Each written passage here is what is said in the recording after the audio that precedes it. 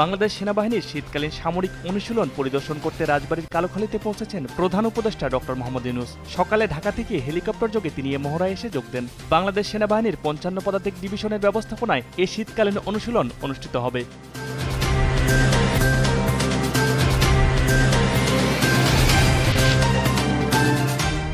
$18 কোটি মানুষের ভোটের অধিকার ফিরিয়ে দিতে সুষ্ঠু, স্বচ্ছ ও নিরপেক্ষ নির্বাচন দিতে নির্বাচন কমিশন প্রতিশ্রুতিবদ্ধ। সকালে রাজধানীর আগারগাঁওয়ে নির্বাচন প্রশিক্ষণ ইনস্টিটিউটে ভোটার তালিকা হালনাগাদ প্রশিক্ষণের উদ্বোধন অনুষ্ঠানে সিইসি এএমএম নাসির উদ্দিন একথা বলেন।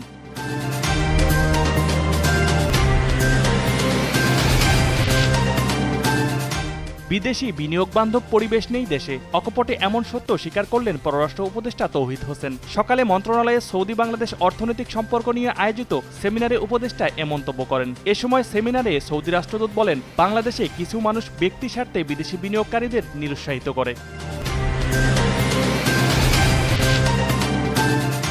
শক্তিশালী শীতকালীন ঝড়ের কবলে পড়েছেন যুক্তরাষ্ট্রের লাখ লাখ মানুষ। ঝড়ের প্রভাবে দেশটির বিভিন্ন রাজ্যে সর্বোচ্চ তুষারপাত হওয়ার শঙ্কা দেখা দিয়েছে। আগামী কয়েকদিনের মধ্যে পূর্ব দিকে যাবে বলে জানিয়েছে জাতীয় আবহাওয়া সার্ভিস।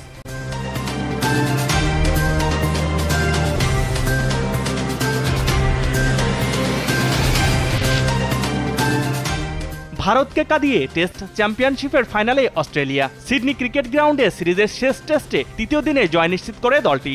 এ জয়ে আগামী জুনে বিশ্ব টেস্ট চ্যাম্পিয়নশিপের ফাইনালে দক্ষিণ আফ্রিকার সাথে লড়বে অস্ট্রেলিয়া।